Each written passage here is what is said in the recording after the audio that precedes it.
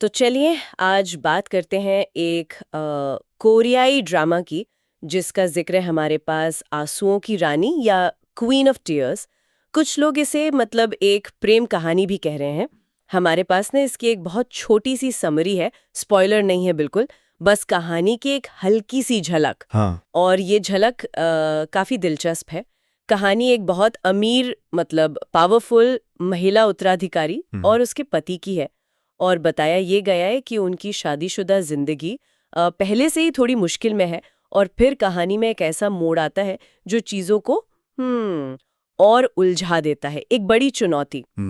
तो हाँ, आज ना हम इसी छोटी सी जानकारी को थोड़ा कुरेद कर देखेंगे, समझने की कोशिश करेंगे कि भाई ये कहानी कैसी हो सकती है, इसमें क्या खास बात हो सकती है। बिल्कुल।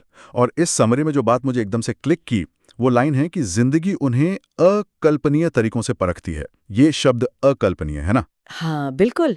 ये अपने आप में कहानी का हुक लगता है। देखिए, किरदारों का मुश्किलों से गुजरना तो खैर आम है कहानियों में, लेकिन अकल्पनीय तरीके, ये थोड़ा ज्यादा इंटेंस लगता है। ऐसा लगता है कि ये कोई आम परेशानी नहीं होगी, शायद कुछ बहुत बड़ा, बहुत ही अनअपेक्षित। ये सोचने पर मजबूर करता है कि कहानी किस हद तक जाएगी इनको टेस्ट करने में। सही बात है। क्या ये कोई बाहरी मुसीबत होगी या कुछ अंदरूनी पर्सनल किस्म का संकट? ये शब्द सच में उत्सुकता तो जगाता है। हाँ, और एक और बात, ये सिर्फ कोई भारी भरकम सीरियस कहानी नहीं लगती। समरी में साफ साफ रोमांस, हास्य और गहरी भावनाओं के बैलेंस का जिक्र है। अब ये थोड़ा सोचने वाली बात है।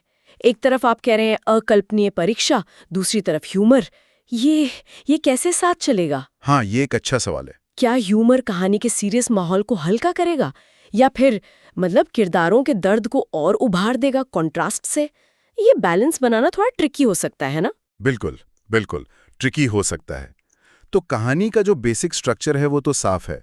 एक अमीर पावरफुल कपल, उनकी शादी पहले से ही थोड़ी डामाडोल, और फिर एक बड़ी मुसीबत। अगर हम इस समरी के बेस पे थोड़ा और सोचें, तो यहाँ असल में क्या चल रहा होगा? क्या ये सिर्फ अमीर लोगों की बड़ी बड़ी प्रॉब्लम्स की कहानी है, या ये स्ट्रक्चर किसी गहरी चीज की तरफ इशारा कर रहा है? मुझे इस बात में खास दिलचस्पी है कि मुसीबत आने से पहले ही उनकी शादी मुश्किल में थी। ये सीक्वेंस क्या बताता है? हाँ, ये सीक्वेंस बहुत जरूरी है। अगर मुसीबत आने से पहले ही रिश्ते में प्रॉब्लम्स हैं, तो इसका मतलब है कि जो बाहरी चुनौती आ रही है वो शायद सिर्फ एक कैटलिस्ट का काम करेगी। अच्छा। वो या तो उन दरारों को और चौड़ा कर देगी, या फिर शायद शायद उन्हें भरने का एक अनपेक्षित मौका दे देगी।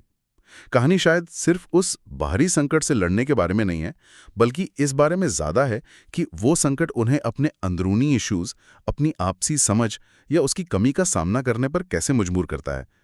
और जो समरी में विषय बताए गए हैं, प्यार, रेजिलियंस यानी लचीलापन, और रिश्तों का मजबूत होना, वो इसी कॉन्टेक्स्ट में ज्यादा मतलब रखते हैं। हाँ सही है। लचीलापन सिर्फ बाहरी मुसीबत झेलने का नहीं, बल्कि अंदरूनी तौर पर टूटने से बचने का, और शायद एक दूसरे के साथ फिर से जुड़ने का भी है। और वो जो लाइन है ना समरी में कि ये फिर से खोजने की यात्रा है, कि आप जिससे प्यार करते हैं उसके साथ खड़े होने का वास्तव में क्या मतलब है, ये बहुत कुछ कहती है। ये बताती है कि शायद कहानी की शुरुआत में वो एक दूसरे के साथ उस तरह से खड़े नहीं हैं जैसा उन्हें होना चाहिए था।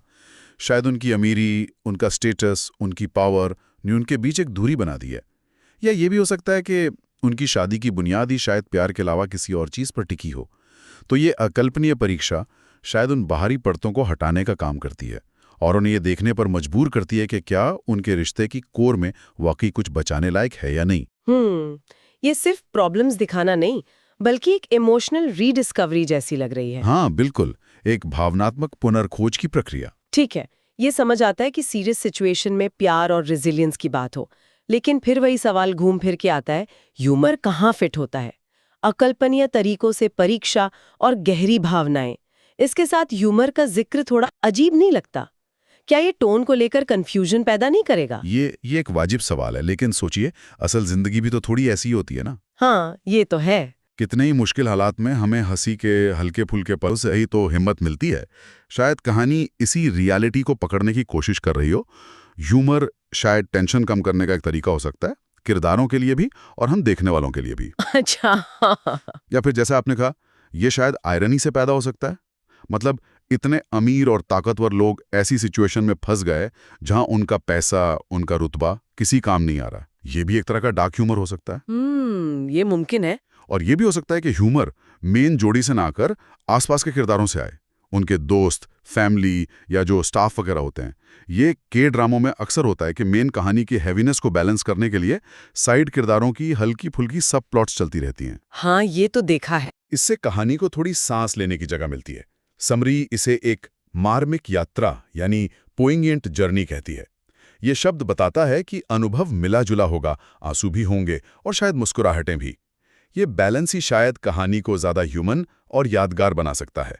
अगर इसे सही तरीके से किया जाए तो ह्यूमर गहरी भावनाओं को कमजोर करने के बजाय उन्हें और उभार सकता है। तो मतलब ये हुआ कि कहानी सिर्फ प्रॉब्लम्स की एक लिस्ट नहीं है कि देखो इनके जीवन में ये दिक्कतें आईं, बल्कि फोकस इस बात पर है कि वो इन दिक्कतों से गुजरते कैसे हैं एक कपल के तौर पर। हाँ। और इस पूरी प्रोसेस में वो शायद एक दूसरे के प्रति अपनी उस कमिटमेंट को या तो फिर से पाते हैं जो कहीं खो गई थी, या शायद पहली बार सही मायनों में उसे समझते हैं। बिल्कुल। क्या ये संकट उन्हें एक तरह से मजबूर करता है कि वो तय करें कि क्या वो वाकई साथ रहना चाहते हैं, और अगर हाँ तो किस कीमत पर? हाँ, मुझे बिल्कुल ऐसा ही लगता है। जिस तरह से समरी कहानी को पेश करती है उससे यही महसूस होता है कि कठिनाई यहाँ सिर्फ एक तोड़ने वाली ताकत नहीं है, ये एक परीक्षा है, एक कसौती है। जैसे कहते हैं ना, आग सोने को परखती है, वैसे ही ये अकल्पनीय मुश्किलें शायद उनके रिश्ते की असलियत को सामने लाती हैं। ये इस आइडिया को बल देता है कि सच्चा बंधन दबाव में टूटता नहीं बल्कि और मजबूत होता है, या कम से कम उसे मजबूत होने का मौका मिलता है। और इसमें एक और पहलू दिलचस्प हो सकता है, वो महिला किरदार का शक्तिशाली उत्तराधिकारी नहीं होना। हाँ, सही कहा। अक्सर कहानियों में पावर डायनामिक्स मर्दों के फेवर में होते हैं। यहाँ एक ताकतवर महिला है, तो क्या ये संकट उसकी ताकत को चैलेंज करता है? क्या उसे अपनी कमजोरियां माननी पड़ती हैं, या क्या उसकी ताकत ही उन्हें बचाने का जरिया बनती है? और उसके पति का क्या रोल है सब में? क्या उसे लीड लेना पड़ता है या उसका काम अपनी पत्नी को सपोर्ट करना है? ये पावर डायनामिक्स कहानी में एक और लेयर जोड़ सकते हैं, खासकर जब भारी प्रेशर उन पर पड़ता है। हाँ, ये सिर्फ लव स्टोरी नहीं बल्कि शायद पावर, डिपेंडेंसी और पार्टनरशिप की भी कहानी हो सकती है। बिल्कुल। ये ह्यूमन रेजिलियंस की कहानी तो है ही, मुश्किलों से जूझकर आगे बढ़ने की क्षमता, लेकिन ये शायद उस रेजिलियंस के सोर्स को भी एक्सप्लोर करती है। क्या वो प्यार है, पैसा है, जिद है, या कुछ और? ये वाकई दिलचस्प नुक्ते हैं। तो अगर हम अब तक की बातचीत को समेटें तो हमारे पास जो छोटी सी जानकारी है वो एक ऐसी कहानी की तरफ इशारा करती है जिसमें एक अमीर प्रभावशाली जोड़ा है जिनकी शादी पहले से ही नाजुक दौर में है। फिर उन पर कोई बड़ी अनएक्सपेक्टेड मुसीबत आती है। कहानी इस मुसीबत के बहाने प्यार, वफादारी, मुश्किलों में साथ निभाने का मतलब और इंसान की अंदरूनी शक्ति जैसे विषयों को टटोलती है। सही। और ये सब करते हुए ये ड्रामा, रोमांस और यहाँ तक कि ह्यूमर के बीच एक बैलेंस बनाने की कोशिश करती है जिससे एक इमोशनली रिच, मार्मिक यात्रा बन सके। एकदम सही कहा। ये समरी बिना कहानी के राज खोले उसकी इमोशनल डेप्थ और किरदारों के सामने आने वाली चुनौतियों का अच्छा अंदाजा दे देती है।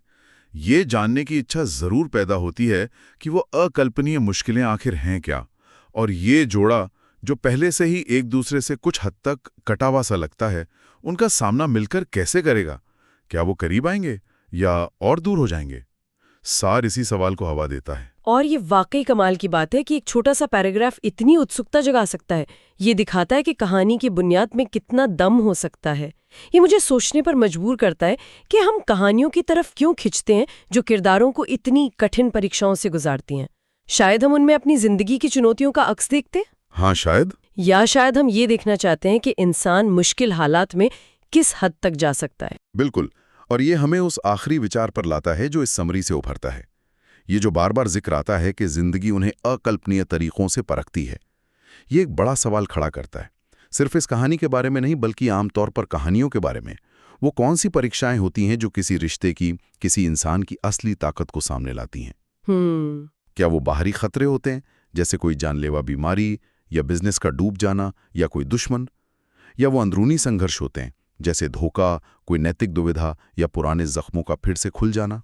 ये सोचने वाली बात है। कहानियां अक्सर इन्हीं एक्सट्रीम सिचुएशंस का इस्तेमाल करती हैं, ये दिखाने के लिए कि प्यार, वफादारी, दोस्ती जैसे बंधन कितने मजबूत या कितने नाजुक हो सकते हैं। जब सब कुछ ठीक चल रहा हो तो रिश्ते निभाना आसान लग सकता है ना? असली परीक्षा तो तब होती है जब हालात आपको तोड़ने पर आमादा हों। सही कहा। वो अकल्पनीय क्या है जो किसी बंधन को या तो हमेशा के लिए तोड़ देता है या फिर उसे फौलाद सा मजबूत बना देता है। ये सोचने वाली बात है कि इंसानी रिश्तों की सहन शक्ति की सीमा क्या है और कौन सी चुनौतियां हमें हमारे सबसे बेसिक वैल्यूज और ज़रूरतों का सामना करने पर मजबूर करती हैं। वाकई एक गहरा विचार। कहानियां शायद हमें यही याद दिलाती हैं कि रिश्तों की असली कीमत तब पता चलती है जब उन्हें सबसे बड़ी कसौटी पर कसा जाता है। और इसी विचार के साथ हम आज की ये पड़ताल यहीं समाप्त करते हैं।